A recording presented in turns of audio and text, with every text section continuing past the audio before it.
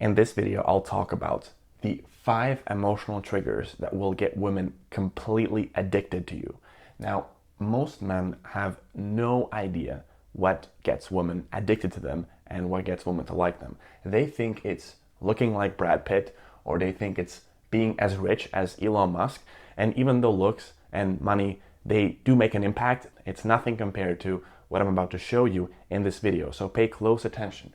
Now, these are real psychological triggers. It's like a cheat in a game. It's having literal cheat codes in a game.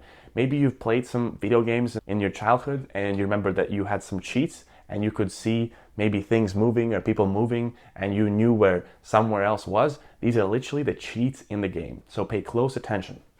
The first trigger is what I call the attachment trigger. Now, most guys, they think that for them to create safety with women, they need to display that they have a good job, they can make a lot of money, and they can have a good Instagram profile. Because we've all heard as guys, we need to make her feel safe. Now, these ones are status displays, but they don't actually create safety. You're literally just displaying that you have some status, but they don't create that safety, they don't create that attachment. Now, the real thing that will get women attached is understanding them, deeply understanding them, and a lot of times understanding them better than they understand themselves. So let me give you a simple example what happened to me recently. I was on a date with a girl and it was going very well, and we were talking, I was touching her, she was liking it, but she wouldn't reciprocate on the physical escalation, even though she did like me and she did like me touching her, and she told herself, like, I don't know what's going on. And I simply said, oh, well, maybe you are acting shy because you just broke up with your boyfriend and you're afraid of getting hurt again. Now, it's a very simple example, but as soon as I said it, she immediately became much calmer and her energy sort of became just more, she relaxed. And the reason was that I was able to understand her better than she understood herself. I was able to articulate her emotions. And the feeling that you want the girl to feel is that he gets me. This guy truly gets me. It's like when you talk to a person and they can articulate your feelings better than they can articulate the feelings themselves. That's the feeling that you get, like, oh, this person truly gets me. And that gets them super attached. This is super big attachment trigger, and it releases oxytocin, which is literally emotional imprinting on you. It creates a lot of trust, creates a lot of bonding. So if you can really get them, listen to them, and actually articulate their feelings better than they can themselves, because listening is not enough. Like, of course you gotta listen, but you gotta articulate their feelings better than they can articulate themselves. And the feeling that you want to create is that you have known them for years, right? Is that sometimes you meet people and they can articulate your feelings so good that you're like, oh, well, this person, I feel like we've known for years. And actually, this is my secret for a lot of people ask me, how am I able to, a lot of times, sleep with women pretty fast? Maybe in 2 hours or 3 hours at the same day of meeting them. Well, this is the secret, right? This is how I create the true safety, not by displaying that I have a good job or I have a nice apartment. It's literally just articulating better their feelings than they can articulate themselves, and that creates huge safety and attachment. And that's how you can progress things pretty fast. Now, the next trigger is what I call the play state trigger. Most people and most women, they spend 95% of the time in prefrontal mode, so logical mode, worrying about their careers, worrying about their health, worrying about their fitness, just worrying about stuff and just thinking logically. Now, when you, logical, nice guy, when you start asking your questions about how's your job, what are you doing, what do you like about your job, you think you're being nice to her by asking all these nice questions, but in reality, you just force her to stay in this prefrontal mode. You force her to stay in this logical mode. And you're acting nice while she, in reality, she is staying in the prefrontal mode, and that doesn't allow her to relax, right? And what you want to do is you want to make her relaxed.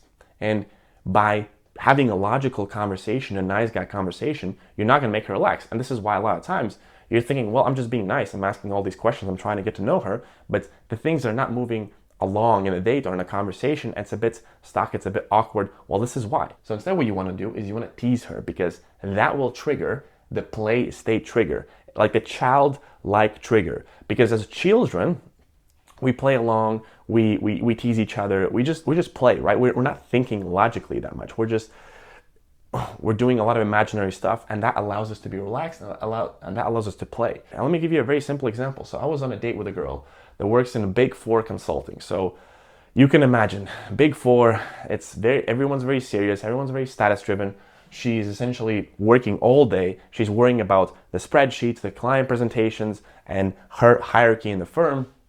And her environment is very status driven and very serious driven. So if I just stay within that environment, if I keep asking her logical questions, if I keep asking her, well, what did you do in your presentation? How's the presentation going? It's gonna force her to stay in this prefrontal mode, and it's not gonna allow her to relax. So what I did, I just literally made a very, very simple thesis. I said, oh, so basically when she said that she works in Big Four, I said, oh, so you're essentially just looking at spreadsheets all day and overcharging people for making PowerPoint presentations? And that's very classic, but because my delivery was good, she laughed, and that allowed her to move into the play state. And I continued teasing her about the serious people in Big Four, how they work long hours and they hate themselves. And that allowed herself not to take herself so seriously and to slowly enter in this play state. And in the end, she relaxed, and it was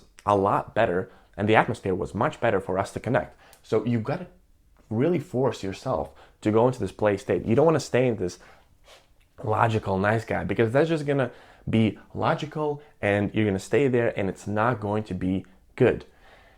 The next trigger is called the authentic desire trigger. Now, a lot of guys are told, don't reveal your cards too early, because if you reveal your cards too early, it's not going to work. Women are not going to like that. So you need to hide your hearts and don't let her know that you like her. Now, what actually ends up happening is you go in there, you have a conversation with a woman, and you show no intent. And having no intent is one of the biggest rookie mistakes there is. Yes, the other mistake is just over peppering her with compliments and making her feel like she's basically the queen. But if you show no intent, that is a big rookie mistake. Because when you show no intent, there's no way that the conversation is going to progress. You, my friend, have to take the first step. You got to take the lead. And if you're not taking the lead, it will not progress. And that's how a lot of you end up having dates with women and they don't go anywhere. And then you're just wondering, well, what happened? Well, you didn't show any intent, right? You didn't try to move conversation forward. So you got to show intent. You cannot just not reveal your cards and play it cool. You got to show intent. So the secret is intent without losing composure. As I said, you want to make sure that she knows that you like her, but that you don't really need her, that you're not just, oh my God, like you're so amazing, which a lot of you do as well. You say things like, oh my God, you're so beautiful, you're so gorgeous. That's intent with losing composure. You want to show intent without losing composure. The feeling that you also want her to feel is that he chose me. Like this guy actually chose me, because that will add to the excitement, right? If you're a high value guy, if you're a guy with options and you show intent to this particular girl, then she will feel like, oh, this guy actually chose me. And that also shows discernment, that shows selectivity. So that shows that you are a guy that out of all the girls you could have been with, you chose her. And that actually shows huge discernment, and it's a very, very big attraction trigger for a lot of these girls. And finally, when you show through authentic desire, when you're not hiding your desire, you are showing that you're okay with rejection. And even if the girl does reject you, you will get a lot of respect and admiration for just being authentically, showing the authentic desire. Because if you have a desire and you're hiding it, and if you're essentially too afraid to put it out there because you might get rejected, well, a lot of women will not respect that. And you will lose their attraction, you will lose their respect, and this will not go anywhere. So you gotta show authentic desire. So the next fourth trigger is what I call the emotional leverage trigger. So a lot of guys think that power is good, which is true, but for a lot of people, a lot of men, they think that money is power. So the more money you have, the power you have. And in the real world, that might be true, but when it comes to women, that's not true. And the example that I can give you is, you probably have seen or known there are a lot of millionaires out there, a lot of rich men, and in the end, they're just whipped, needy millionaires. They have a girlfriend or they have a wife, and in the end, all those same guys with a lot of power, with a lot of money, they end up being whipped and they're super needy in their relationships. So money by itself, in a romantic sense, doesn't give you power. And power in a romantic sense is emotional leverage. Emotional leverage. Now, women hold most emotional leverage in most interactions, right? When we take a look at most romantic encounters, women are the ones that have the most options, women are the ones that choose, and women are the ones that usually drop the guy. So in most romantic situations, women are the one that's holding the emotional leverage. So what you want to do, you want to flip this frame of women holding the emotional leverage. And if you can flip it, if you can somehow flip it, you will be the minority of men that are actually holding the emotional leverage in a relationship. Because again, in 95% of the cases, women are the ones that are holding the emotional leverage. And they honestly, they don't want to hold that. Even if it's safe for them, it's not very sexy. It doesn't make them feel sexy. And if you can do that, if you can actually be the guy that is holding this emotional leverage, that is having options, and that she needs you more than you need her, this will make them wet. Like, this is the true power that gets them wet, not the money. You think that you will make all this money and women will drop the panties for you? It doesn't work like that. You gotta get true romantic power, true emotional leverage. And this kind of emotional leverage is the thing that gets them wet. And how do you do that? Well, as I said, biggest thing is just having options. Because if you have options, you will need her less than she needs you. And for most guys, they simply don't have options, so it's very hard to have the emotional leverage. While women, they have a lot of options. They have guys hitting them up, they have guys at work, they have friends, and they can probably find someone else pretty quickly, while you probably would not find someone else pretty quickly. So you have to find a way to generate and to have a repeatable process to have options, and hence you can get the emotional leverage trigger, and you can activate the emotional leverage trigger. And the final fifth trigger is what I call the safety arousal trigger. We all know as guys that when women feel safe, they can relax and they can be themselves, and that is true. But here's another misconception. A lot of guys think that safety is done by muscles. So you go to the gym and you're going to be a big jack guy, and that is going to allow them to feel safe. Now, that can be further from the truth. First of all, muscles don't even guarantee that you're physically strong and you can defend yourself. But even if it could, even if you're an MMA fighter, if you're not emotionally stable, then it won't matter, because the true safety comes from you being emotionally stable and also non-reactive, right? So emotionally stable and non-reactive are the true things that activate this safety arousal trigger. Now, why is that? Well, let's imagine that she has big mood swings. So she has big mood swings, she gets mad, and when she gets mad or she gets sad, then you get mad and she gets mad. Now, what does that say? So if you cannot handle her mood swings, how are you going to handle death? How are you going to handle crisis? How are you going to handle failure? All these things. If you're not going to be able to handle her simple mood swings, then you're never going to be able to handle death, crisis, failure, big things, big challenging things in life. And hence, it's about emotional stability. It's about having your emotions intact. It's being in control of your emotions. If you cannot be in control of your emotions, then it doesn't matter how jacked you are, because they will feel like, oh, this guy, maybe he has a lot of muscle, but he cannot handle basic things. He cannot handle challenges in life. And when things get tough, then he just loses it. So when she has mood swings, for example, or when she gets mad, if you cannot contain your own emotions and if you cannot resist getting mad yourself, well, you're not going to activate the safety arousal trigger, and no matter how much money you have or how much muscle you have, she's not going to feel safe around you, and hence you will not get her emotionally addicted. And if you can master this process, you're going to be like a cocaine to women. You're literally going to be like a fucking drug, because most men don't do this. Most men just try to get money, they try to get looks. They cannot have any of these emotional triggers, and this is what women truly want.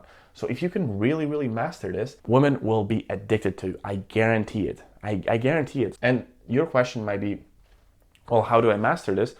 You have to master this. There's only one way to master this, and it's with experience. You gotta have experience. You gotta make sure that you actually go there, you interact with women, you practice interacting with them so that you can get their feelings, you can truly listen to them, you can articulate their feelings, you can tease them in a very good way, and hence create this childlike environment.